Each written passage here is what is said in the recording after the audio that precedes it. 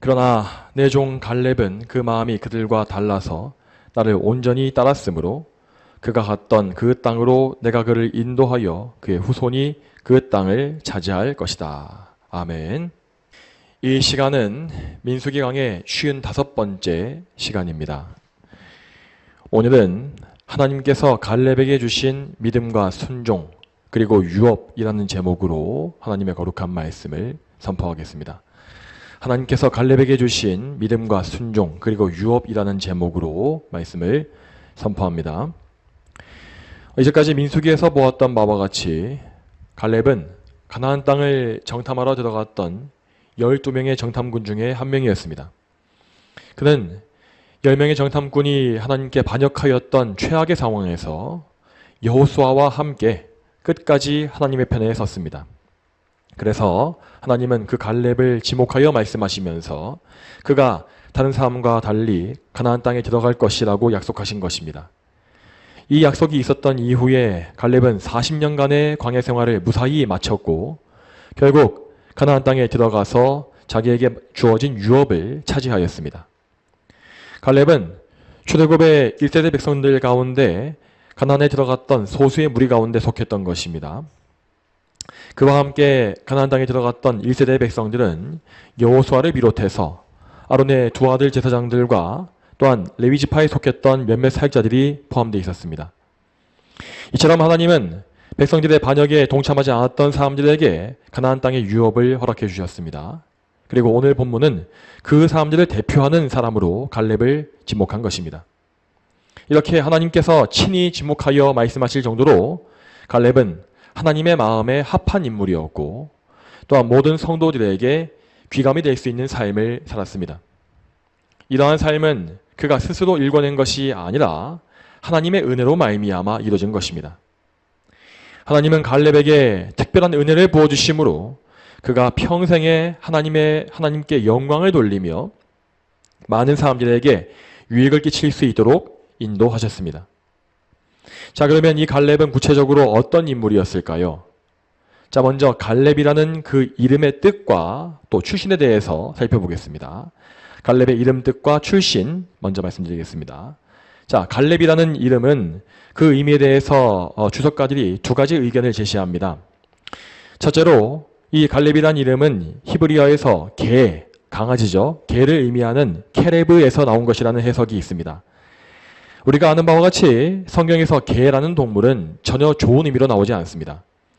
특히 구약시대의 들개들은 아주 위험한 동물들로서 떼지어 다니면서 시체를 뜯어먹거나 피를 핥아먹는 등의 혐오스러운 습성을 보여주었습니다. 그래서 이스라엘 사람들은 이 개라는 표현을 모욕과 멸시, 비하를 하기 위해서 자주 사용하곤 했죠. 이러한 개의 이미지와 유사하게 어쩌면 갈렙 역시 무척 거칠고 투박한 인물이었는지도 모르겠습니다. 하지만 이 개에게는 분명히 매우 좋은 특성도 있습니다. 그것은 주인의 명령에 잘 순종한다는 것입니다. 이것은 갈렙이 보여주었던 성품과 무척 닮아 있다고 볼 수 있습니다. 오늘 말씀에 나와 있는 바와 같이 갈렙은 그의 주인 되신 하나님께 온전히 충성하였던 순종의 사람이었습니다. 둘째로 갈렙이라는 이름은 히브리어로 온 마음이라는 의미의 콜레브에서 나온 것이라는 해석이 또 있습니다. 이 콜레브에서 콜이라는 말은 모든, 전부, 전체를 의미하고 레브라는 말은 심장을 의미합니다. 그러니까 콜레브라는 말은 문자적으로 보면 심장 전체, 심장 전부를 라는 의미인 것이죠. 그런데 히브리 사람들은 사람의 신체에서 심장을 인간의 인격이 담겨있는 내면의 중심이라고 생각했습니다. 따라서 이 콜레브라는 말은 한 사람의 인격 전체, 전 인격을 지칭하는 것입니다. 이것을 오늘날의 표현으로 말하자면 사람의 지정의, 지성과 감정, 의지 전부를 의미한다라고 볼 수 있겠습니다. 만일 갈렙의 이름이 이 해석대로 정말 콜레브에게서 나온 것이라면 그 이름의 의미는 갈렙의 삶의 모습과 정말 잘 어울린다고 할 수 있겠습니다. 성경에 나와 있는 갈렙의 행적은 모든 면에서 오직 하나님께 전 인격을 다 바치는 삶으로 나타나 있기 때문입니다. 자, 그러면 다음으로 이 갈렙은 어떤 출생 배경을 가지고 있었을까요? 우리가 보고 있는 민수기에 따르면 갈렙은 유다 지파를 대표하는 정탐꾼으로 선발된 것을 볼 수 있습니다. 자, 12지파의 정탐꾼들은 각각 그가 속한 지파에서 가장 신뢰받는 사람들로서 지식과 용기와 힘을 두루 갖춘 인물들로 선발되었습니다. 특히 갈렙이 대표하였던 유다 지파는 12지파 중에서 우두머리 지파 역할을 하고 있었으며 인구도 제일 많았습니다. 따라서 갈렙이라는 인물은 그 당시 백성들 가운데서 상당히 높은 위치에 있었던 지도자였던 것입니다. 그런데 이렇게 높은 지위에 어울리지 않게 갈렙의 원래 출신은 이스라엘 백성의 순수 혈통이 아니었습니다. 성경의 기록에 따르면 갈렙은 그니스 사람 여분네의 아들 갈렙이라고 소개되어 있습니다. 여기에서 그니스 사람이라는 말은, 이 말은 에돔 족속의 일파로서, 그러니까 에서의 후손이었습니다. 물론 에서 역시 이삭의 아들이고 아브라함의 손자였지만 어쨌든 갈렙은 이스라엘 12지파의 자손이 아니었던 것입니다. 아마도 갈렙의 조상은 이집트에서 이스라엘 사람들과 섞여 살면서 여호와 하나님에 대한 신앙을 가졌을 것입니다. 자, 그런데 그 당시에 대다수의 혼혈 족속들은 참된 신앙을 가지지 못하고 이스라엘의 백성에게 해를 끼친 것이 사실이지 않습니까? 하지만 갈렙은 다른 잡족들과 다르게 오히려 이스라엘의 순혈 자손들보다 훨씬 나은 신앙을 가졌으며 또한 이스라엘 전체에도 대단히 큰 유익을 주었습니다. 자, 이러한 갈렙의 출신은 하나님의 은혜를 잘 보여준다고 말할 수 있습니다. 자, 구약시대에 우리가 알다시피 하나님의 언약이라는 것은 혈통적인 이스라엘 백성에게만 주어진 것이었습니다. 그리고 그 언약에 합류하였던 이방인들은 구약 전체를 통틀어 보아도 아주 소수에 불과했죠. 그럼에도 하나님은 그 이방인들 가운데서 갈렙을 택하시어서 유다 지파의 지도자로 세우신 것입니다. 이러한 면에서 볼 때에 갈렙은 장차 오게 될 신약교회의 영광을 미리 보여줬다고 할 수 있습니다. 우리가 아는 바와 같이 신약시대의 교회에는 온 세계 열방과 민족 중에서 수많은 이방인들이 들어왔습니다.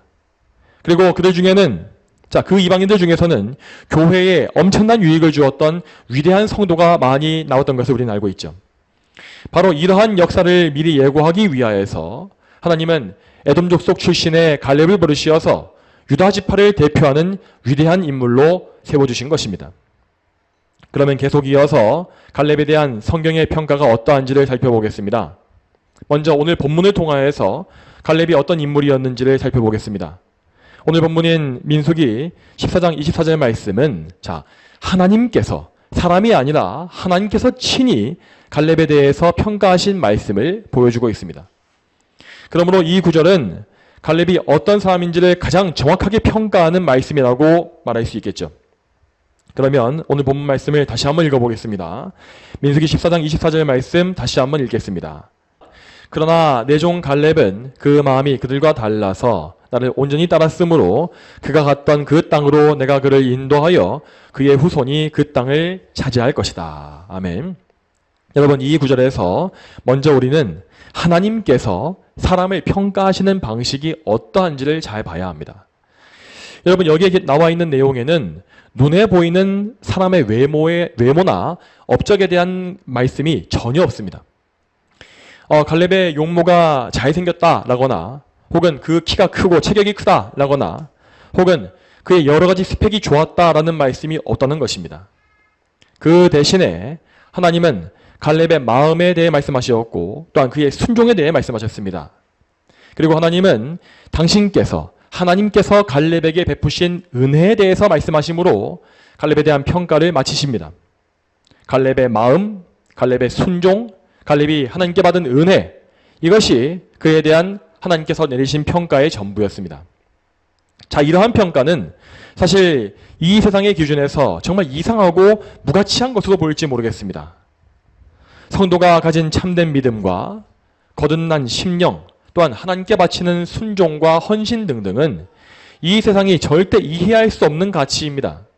그러나 하나님은 그분의 백성들을 세상과 구별하시어서 당신의 마음에 합하는 성품과 속성들을 그들에게 주시는 것입니다.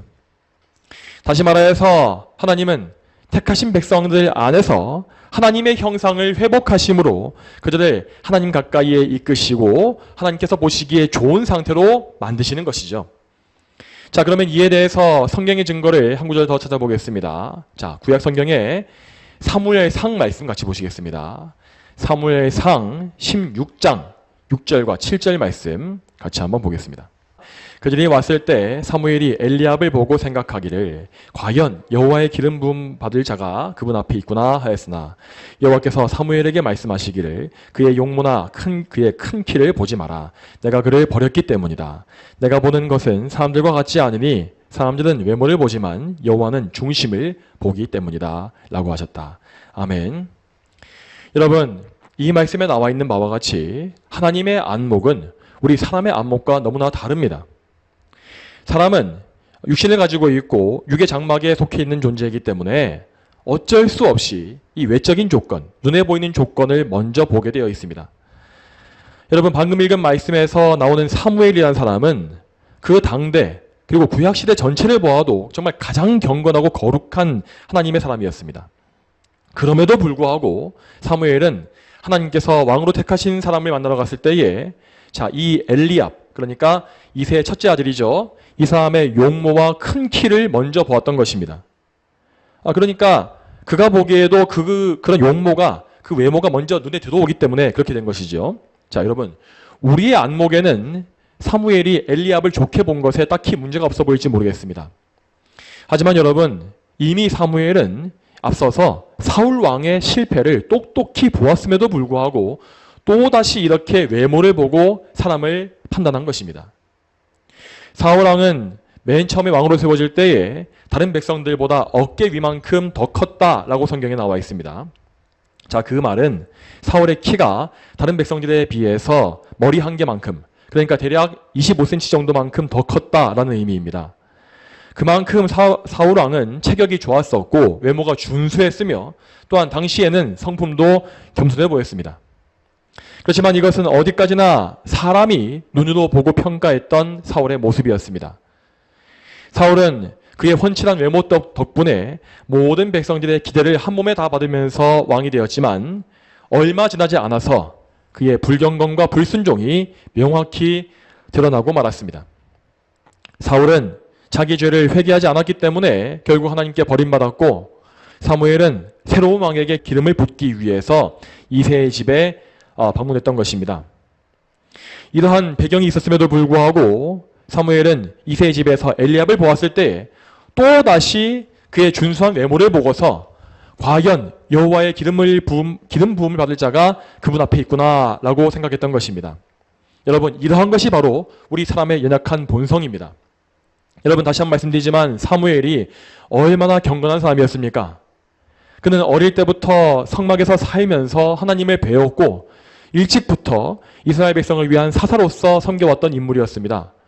그럼에도 그는 이렇게 같은 실수를 반복하면서 또다시 외모로 왕의 자격을 평가했던 것입니다. 여러분, 저 사무엘의 안목도 이렇게 왜곡되어 있었다고 한다면 우리의 안목은 과연 어떻겠습니까?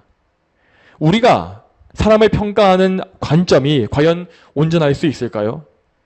우리의 경험과 지식, 내가 사람을 이제까지 겪어보았던 그런 경험들, 누구누구는 이렇더라, 어떤 사람은 이렇더라 라고 하는 그런 경험들이 과연 올바른 안목을 만들어 주겠습니까? 절대 그렇지 않습니다. 우리는 항상 나 자신의 무능함을 인정해야 하고 하나님 앞에 나 자신을 낮춰야 합니다. 여러분, 그러지만도 우리는 항상 나의 안목과 경험을 자랑하면서 내세우면서 남을 비판하고 판단하기를 좋아합니다. 그러나 하나님께서 보시기에 우리의 눈은 비뚤어졌으며 우리의 판단은 항상 어그러져 있습니다. 그러므로 우리는 우리 자신의 주관적인 판단을 앞세우지 말고 항상 하나님의 판단 기준에 우리 자신을 맞춰야 합니다. 여러분, 우리가 사람을 판단할 수 있는 바른 기준이 딱 한 가지 있는데 그것은 오직 하나님의 말씀입니다.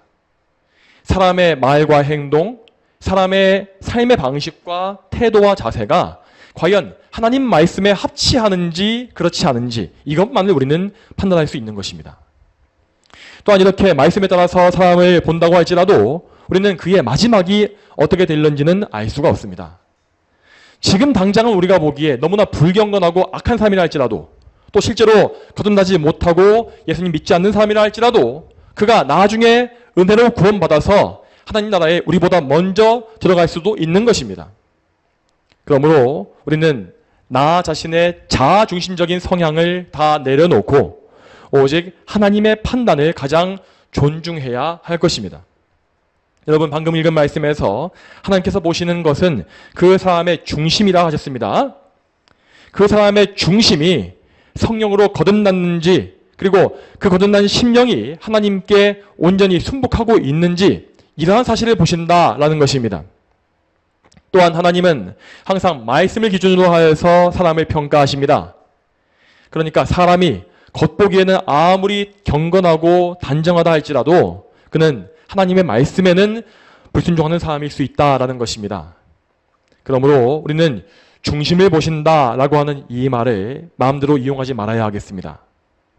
여러분, 오늘날 현대교회 안에 많은 수의 교인들은 이 중심을 보신다라는 이 말을 교묘하게 악용하여서 올바른 판단 기준을 다 부정해버립니다. 한번 예를 들어 보겠습니다. 예를 들어서 어떤 유명한 목회자가 하나님의 이름을 망령되게 부르고 자기 자신을 높이고 우상화할 때, 그런 사람이 있죠. 유명한 사람이 있습니다. 그럴 때에도 사람들은 말하기를 그의 중심을 봐야 한다라고 하지 않습니까? 여러분, 과연 이 말이 옳을까요? 여러분, 사람의 중심은 항상 숨겨지지 아니하고 그 열매를 밖으로 드러내게 되어 있습니다. 그 사람의 중심에 성령께서 거하시고 그가 정말 거듭난 심령이 되었다면 그는 반드시 성령의 거룩한 열매를 드러낼 것입니다. 그러므로 한 사람의 열매가 온통 비성경적이고 악한 것들로만 가득 채워져 있다면 그런 사람은 절대 그 중심에 성령께서 내주하시는 사람일 수가 없는 것입니다. 다시 말씀드리지만 우리는 모든 판단 기준을 하나님의 말씀에 두어야 합니다. 어떤 사람의 실제 삶이 하나님의 말씀에 완전히 어긋나 있다면 우리는 그를 형제로 여기거나 영적으로 교제할 수가 없습니다. 그러므로 우리는 항상 내 경험과 생각으로 판단치 말고 오직 하나님의 기준 앞에 나 자신을 맞춰야 합니다. 그리고 이로 말미암아 우리는 오직 말씀을 통해서만 사람들을 분별하고 악한 자들을 주의하는 참된 경건을 소유해야 하겠습니다. 그럼 다시금 내용으로 돌아와서 갈렙에 대한 말씀을 살펴보겠습니다. 앞의 말씀에서 우리는 하나님께서 사람의 중심을 보신다라는 말씀을 읽었습니다. 자, 그러면 하나님은 오늘 말씀에서 이 갈렙의 중심에서는 무엇을 보셨겠습니까? 하나님은 갈렙에 대해서 말씀하시기를 그 마음이 그들과 달라서 라고 하십니다. 여기서 그들이라고 하신 사람들은 하나님께 불순종하였던 이스라엘 백성들 전부를 의미합니다. 그러니까 하나님께서 보시기에 갈렙은 저 불신앙의 백성들과 그 마음이 완벽하게 달랐다라는 것이죠.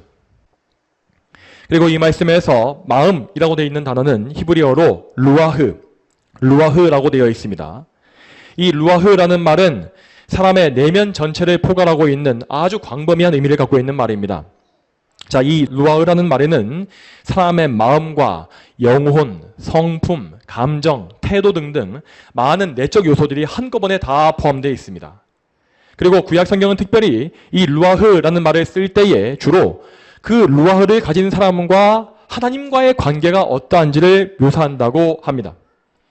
다시 말해서 어떤 사람이 하나님에 대해서 어떤 내적 성향을 가지고 있는가를 묘사할 때 이 루아흐라는 말을 쓴다라는 것이죠. 그러므로 이 말씀이 의미하고 있는 바는 갈렙이 하나님을 향해서 가졌던 내적 성향이 타인들과 달랐다라는 의미가 되겠습니다. 이 말씀과 같이 갈렙은 그 내면 전체가 하나님을 사랑하고 복종하는 일에 바쳐져 있었으며 그래서 항상 하나님과 좋은 관계를 맺고 있었다라고 볼 수 있습니다. 자, 그러면 갈렙의 이 내면 루아흐는 어떤 면에서 다른 사람들과 달랐을까요? 이에 대해서 총 4가지의 사항을 간략하게 살펴보겠습니다. 첫 번째로 갈렙은 하나님 앞에서 두 마음을 품지 아니하였습니다. 여러분, 성경은 하나님께서 기뻐하시는 사람들에 대하여서 두 마음을 품지 않는 사람이라는 표현을 종종 사용합니다. 이 두 마음이라는 것은요, 이것은 사람의 내면이 하나님께만 집중되질 못하고 갈라져 있음을 의미합니다. 여러분, 물론 두 마음을 품은 사람은 하나님께 그 마음의 일부를 드리고 있습니다. 하지만 그 사람은 마음의 전체를 다 드리지 아니하고 일부를 떼어서 이 세상으로 돌리는 것입니다. 그러니까 그는 삶의 어떤 부분에 대해서는 하나님보다 나의 직업이 더 우선이 되고 나의 이익과 생계가 더 앞서며 또한 나의 자녀와 가족관계가 하나님보다 더 우선시된다라는 것입니다. 여러분, 그런데 이러한 믿음이 이 현대교회에서는 참된 믿음으로 인정되고 있습니다. 겉으로 보기에 예배 잘 나와서 헌금 잘하고 성실하게 봉사하고 착실하게 신앙생활하고 있는 것처럼 보이면 삶의 일반적인 영역에서 이 세상의 것들을 우상으로 숭배할지라도 참된 성도라고 쳐주는 것입니다. 여러분, 지금 우리가 보기에는 우리 마음의 일부만 다 맞춰도, 하나님께 바쳐도 어쨌든 믿음을 가진 것으로 볼 수 있을 것 같지 않습니까? 그렇지만 여러분, 하나님은 당신의 백성들에게 항상 전부를 요구하십니다. 여러분, 하나님은 우리의 모든 것을 창조하시고 또한 우리의 전 인격을 다 구원하신 분으로서 자기 독생자의 핏값으로 우리를 사시었다라고 하였습니다. 하나님은 참으로 우리에게 모든 것을 주셨으며 또한 당신의 택하신 백성 외에 다른 백성들을 알지 못한다라고 하신 바 있습니다. 또한 여러분, 하나님은 이 세상에 경쟁할 수 있는 다른 신이 전혀 없는 절대적이고 유일하신 분이기 때문에 그러므로 그분은 오직 전적인 사랑, 전적인 헌신을 받으셔야만 하는 것입니다. 그럼에도 불구하고 우리의 마음이 나뉘어져서 하나님께 바쳐야 마땅한 것을 떼어서 다른 존재에게 주고 있다고 한다면 우리는 지금 그분을 정말로 우습게 취급하고 있는 것입니다. 여러분, 지금 이 말씀을 오해하지 마시기 바랍니다. 자, 예를 들어서 이 말씀은 우리의 이웃을 조금도 사랑하지 말라. 그러니까 하나님을 다 사랑해야 되니까 이웃은 사랑하지 않아도 된다라는 그런 의미가 아닙니다. 우리는 항상 십계명에 나와 있는 바대로 우리의 이웃을 나 자신과 같이 사랑해야 합니다. 하지만 우리는 이웃을 사랑할 때에 하나님을 사랑하는 것을 가장 최우선에 먼저 놓고서 하나님 사랑의 계명, 그 경계 안에서 그들을 사랑해야 하는 것입니다. 그러니까 만일 우리가 이웃사랑을 명목으로 내세워서 하나님 말씀을 거역하고 있다면 자, 그것이 바로 두 마음을 품은 것입니다. 여러분, 우리는 하나님께 순종치 못하도록 방해하는 모든 것을 냉정하게 끊고 버릴 수 있어야 합니다. 그것이 우리의 재산이나 직업이라면 그것을 정리할 수 있어야 하겠고 또한 심지어 우리의 부모나 형제가 하나님 섬기는 일을 방해한다면 부모와 형제까지도 하나님을 위해 버릴 수 있는 것이 바로 성경이 말씀하고 있는 순종인 것입니다. 이것은 결코 과도한 요구가 아니고 실제로 성경 전체가 우리에게 요구하는 바입니다. 만일 우리가 하나님을 거역하면서 우리의 이웃을 먼저 챙기고 있다면 그것은 그들에 대한 사랑이 아니라 오히려 그 이웃을 미워하는 것이고 또한 그들과 우리 모두가 다 함께 망하는 길인 것입니다. 그러므로 우리는 항상 말씀에 맞춰진 믿음을 가져야 하겠고 또한 그 말씀대로의 믿음을 달라고 하나님께 간구해야 합니다. 그럴 때에만 우리는 두 마음을 품지 아니하고 하나님께만 온 마음을 드릴 수가 있는 것입니다. 계속 이어서 갈렙의 마음, 이 갈렙의 루아흐의 특성에 대해서 두 번째 사항을 보시겠습니다. 자, 둘째로 갈렙은 하나님에 대해서 위선과 가식이 없이 항상 정직하였습니다. 자, 갈렙의 성격에 대해서 민수기와 여호수아의 말씀을 계속 보게 되면 그는 여러 면에서 인간적으로 보기에는 상당히 투박하고 거친 사람이었던 것이 분명합니다. 그는 거친 광야에서 40년간 단련되었고 또한 인생의 후반기에도 가나안의 거인들에게 맞서서 맹렬하게 싸웠던 전사였습니다. 이와 같이 갈렙은 거친 인생을 살았지만 하나님께 대해서만큼은 가장 진실되고 정직한 태도를 항상 견지하였습니다. 그러니까 갈렙은 위선을 떨면서 하나님께 아부하려고 들지 않았고 항상 정직한 순종으로 하나님의 뜻을 따른 것입니다. 갈렙은 하나님을 교묘하게 속이려고 하거나 혹은 하나님과 교묘하게 협상하려고 하는 마음을 가지지 않았다는 것이죠. 그가 하나님께 대해서 가졌던 자세는 언제나 절대적인 순종이었습니다. 그리고 이러한 그의 중심은 하나님을 참으로 기쁘시게 했습니다. 그러므로 하나님은 그의 갈렙의 평생에 그와 동행하시면서 그의 길을 항상 인도하시고 보호해 주신 것입니다. 다음 또 셋째로 갈렙은 항상 즐겁고 기쁜 마음으로 하나님을 따랐습니다. 자, 우리가 갈렙에 대한 말씀을 잘 보고 있으면 그가 하나님의 일을 할 때마다 항상 활력이 넘치고 확신에 차 있었던 것을 볼 수 있습니다. 그는 무슨 일을 하든지 간에 항상 하나님의 약속에 따라서 믿음으로 행했기 때문에 이러한 기쁨과 활력과 확신을 소유했던 것입니다. 그런데 여러분 잘 들으시기 바랍니다. 하나님의 일, 하나님의 사역이라고 하는 것은 사실 사람의 본성상으로는 결코 즐거워할 수 있는 일이 아닙니다. 하나님의 일은 항상 나 자신의 능력으로는 할 수 없는 일을 요구합니다. 자, 그렇게 하심으로써 하나님은 우리가 나 자신의 무능함을 인정하고, 그러니까 자신을 부인하고 오직 하나님의 능력에만 의지할 수 있게끔 만드시는 것입니다. 그래서 하나님의 일을 할 때마다 우리는 항상 나의 본성과 싸워야 하고 기도로 하나님께 매달려야 하며 또한 나를 감추고 하나님만 드러내야 하는 것입니다. 자, 이러한 방식은 나 자신이 나의 힘을 가지고 활기차게 일하는 그런 방식과는 정반대라고 할 수 있습니다. 그러므로 하나님의 일을 할 때 우리는 반드시 믿음으로 행해야 하는 것입니다. 그리스도의 공로에만 의지하고 그리스도께 우리의 주권을 내어 맡기는 것, 이러한 믿음이 반드시 있어야 한다라는 것이죠. 이러한 믿음이 없으면, 자 여러분, 믿음이 없으면 우리는 하나님의 일을 한다고 하지만 그러면서도 오직 인간의 영광을 드러낼 수밖에 없습니다. 그리고 혹 우리가 믿음이 어쨌든 있긴 있어서 나의 영광을 드러내지는 않는다고 해도 믿음이 약하고 떨어져 있다고 한다면 우리는 그때에 아무런 기쁨이 없이 정말 마지못해 탄식하면서 하나님의 일을 할 것입니다. 그렇지만 이와 다르게 갈렙은 매사에 하나님을 믿는 믿음으로 행했기 때문에 항상 활력과 기쁨으로 하나님의 일을 섬겼습니다. 사실 그에게 주어진 모든 일은 인간적으로는 정말 말도 안 돼 보이고 비현실적이며 피하고 싶은 일이 가득했습니다. 여러분, 잘 생각해 보시기 바랍니다. 도대체 누가 산 위에 살고 있는 가나안 땅의 거인 용사들과 싸우고 싶겠으며 또한 그들이 쌓아놓았던 견고한 요새에 맞서고 또 철병거와 싸우고 싶겠습니까? 여러분, 이 모든 것은 인간의 본성상으로는 무섭고 또 즐거워할 수 없는 일이었지만 갈렙은 믿음으로 말미암아 하나님이 주시는 새 힘을 얻었기 때문에 기쁨과 확신으로 행하고 승리했던 것입니다. 또 다음 네 번째로 갈렙은 하나님께 대하여서 마음이 변치 않았습니다. 여러분, 이 부분은 갈렙의 삶 가운데에서 가장 두드러지는 특성이라고 할 수 있습니다. 자, 이에 대해서 성경의 말씀을 한번 보겠습니다. 여호수아서 말씀입니다. 여호수아 14장 6절부터 12절까지 말씀. 여호수아 14장 6절로부터 12절까지 말씀입니다.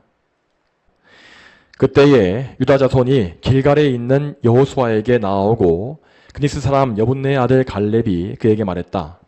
당신은 여호와께서 가데스 바네아에서 하나님의 사람 모세에게 나와 당신에 대해서 말씀하신 일을 알고 계십니다. 내 나이 40세에 여호와의 종 모세가 이 땅을 정탐하라고 나를 가데스 바네아에서 보냈고 내가 돌아와서는 내 마음에 있는 대로 그에게 보고했습니다. 나와 함께 올라갔던 내 형제들은 백성들의 마음을 높게 했으나 나는 여호와 나의 하나님을 온전히 따랐으므로 그날 모세가 이렇게 맹세하기를 내 발로 밟는 땅은 영원히 너와 내 자손의 유업이 될 것이니 이는 내가 여호와 나의 하나님을 온전히 따랐기 때문이다 라고 하였습니다. 이제 보십시오. 여호와께서 이 말씀을 모세에게 하신 때부터 이스라엘이 광야에서 지내온 그 45년간 그분께서 말씀하신 대로 나를 살아있게 하셨습니다.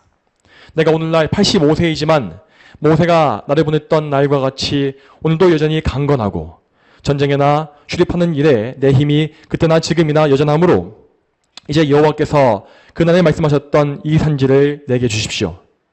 그곳에는 아낙 사람들이 있고 그 성읍은 크고 견고하다는 것을 당신도 그날에 들었으나 여호와께서 나와 함께 하시면 하나님께서 말씀하신 대로 내가 그들을 쫓아낼 수 있습니다. 아멘.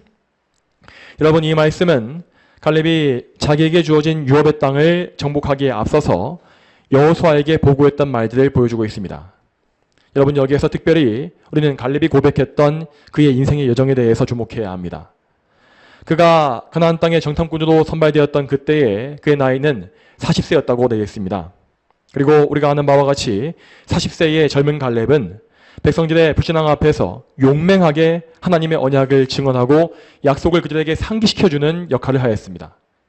여러분, 어떤 사람들은 이에 대해서 갈렙의 용기의 원천이 그의 젊음과 패기에 있었다라고 생각하지 모르겠습니다. 하지만 갈렙은 그때로부터 무려 45년이 지난 이후에 그의 나이 85세가 되어서도 예전과 동일하게 강건한 믿음을 소유하고 있었습니다. 물론 이 말씀에 따르면 갈렙은 하나님의 은혜로 말미암아서 85세에도 육체가 전혀 쇠하지 않았습니다. 하지만 갈렙이 가졌던 용기는 결코 자기의 몸이 건강했기 때문에 나왔던 자신감이 아니었습니다.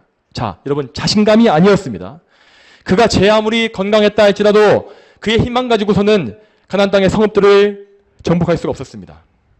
그러므로 그의 담대함은 오직 여호와 하나님께로부터 말미암아 나왔던 것입니다. 그는 하나님의 약속을 굳게 믿었고 그 약속을 지키실 하나님을 믿었습니다.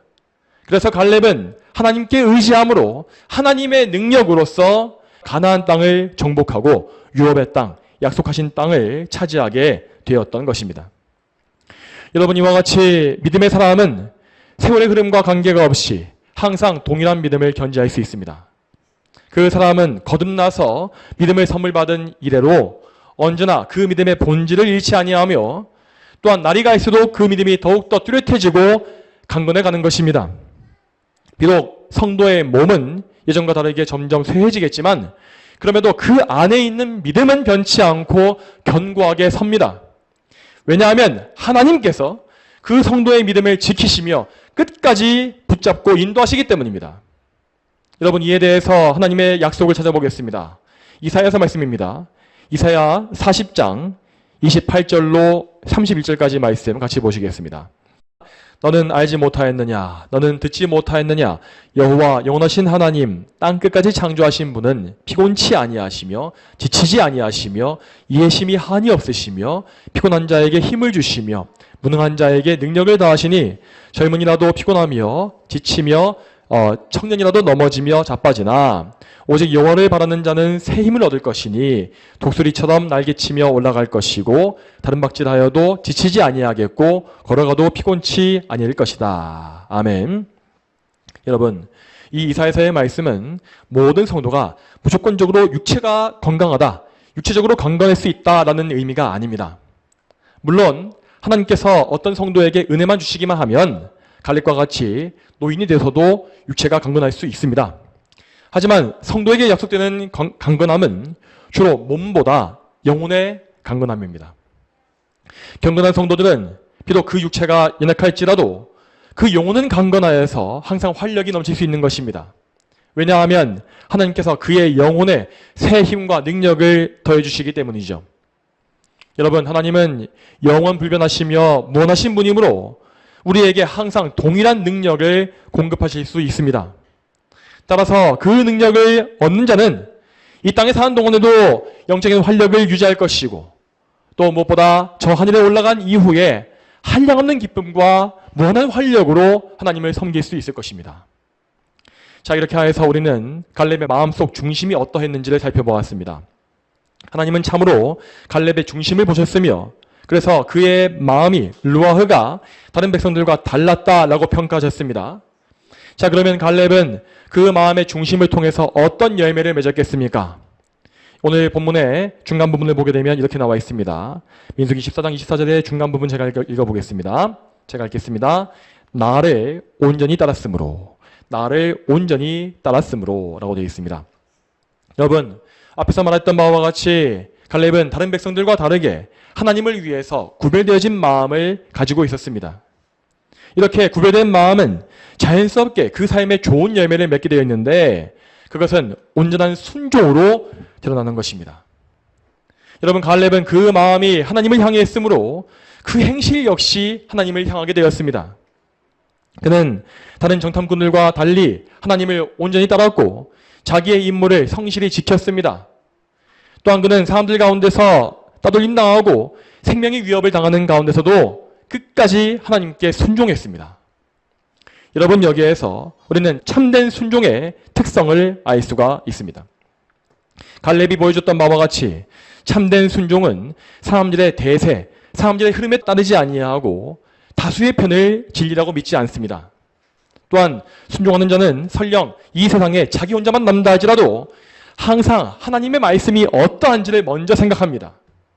그래서 말씀에 거역하는 길이라고 한다면 아무리 많은 사람이 그 길에 서 있다고 할지라도 그 다수의 의견에 휩쓸리거나 매몰되지 아니하는 것입니다.